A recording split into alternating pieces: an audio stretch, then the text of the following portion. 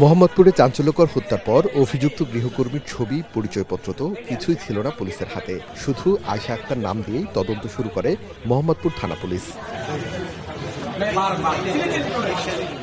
সামনে আসে মোহাম্মদপুর থানার একটি অভিযোগ, যেখানে অভিযুক্ত চলতি বছরের জুলাই মাসে ৮,০০০ টাকা ও স্বর্ণের আংটি চুরির ঘটনায় আয়েশা নামের একজন। সেই চুরির ঘটনায় পাওয়া একটি নাম্বারের সূত্র ধরে সাভার, বরিশাল ও সর্বশেষ ঝালকাঠিতে অভিযান চালিয়ে আয়েশা ও তার স্বামীকে গ্রেফতার করা হয়।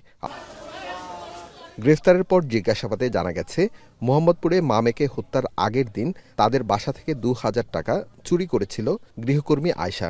এ নিয়ে তাকে পুলিশে দিতে চাওয়ায় মা মেয়েকে নৃশংসভাবে হত্যা করে সে। হত্যার জন্য বাসা থেকে চাকুও সাথে নিয়ে যায় অভিযুক্ত আয়েশা আক্তার। কাজে আসার দ্বিতীয় দিনে সে বাসা থেকে ২,০০০ টাকা চুরি করে। এ নিয়ে গৃহকর্ত্রী আয়েশাকে প্রশ্ন করলে তার সাথে গৃহকর্ত্রীর বাক বিতণ্ডা হয়। লাইলা আফরোজ আয়েশাকে পুলিশে দেওয়ার ভয় দেখান। চতুর্থ দিন কাজে আসার সময় আয়েশা বাসা থেকে একটি সুইচ গিয়ার চাকু নিয়ে আসে।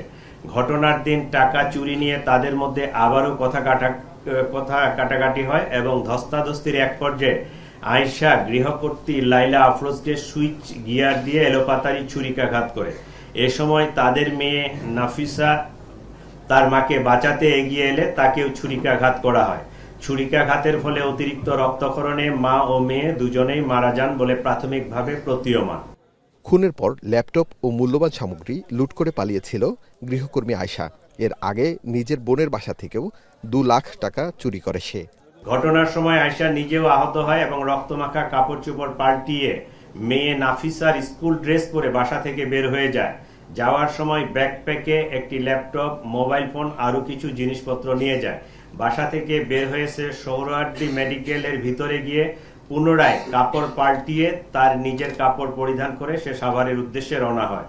পরবর্তীতে সে চুরি করা ফোন, রক্তাক্ত কাপড় চোপড় সিংগাইর ব্রিজ হতে নদীতে ফেলে দেয়।